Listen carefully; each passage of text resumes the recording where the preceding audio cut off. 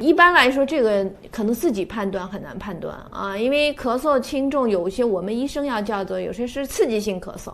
我们的刺激性咳嗽有可能有异物感哈，你比如说气管，你觉得咽喉部会有异物感，你会剧烈的咳嗽。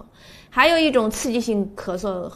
很深的一种咳嗽，或者很剧烈的一种咳嗽。那我们说有些肺肿瘤的病人啊，肺癌的病人，我们刺激性的很严重的一种剧烈的咳嗽也可以是这样。还有一些你说有很多的就是痰特别多的咳嗽，比如说像临床上我们见的有支气管扩张这种病人，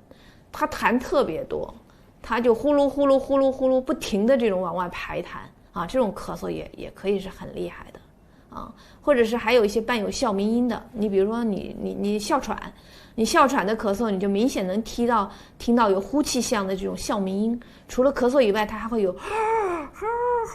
这种喘鸣，那种咳嗽有的时候也是非常的剧烈啊。还有一个就是我刚才说了有异物，你要是异物呛到呼吸道里面了，那你的咳嗽也是非常剧烈的。这个我觉得自身可能很难判断我这种咳嗽是什么原因，当然也有的时候医生一听就能听出来个大概吧。你比如说咽炎的咳嗽，你听出来他那个咳嗽其实就在表面就这种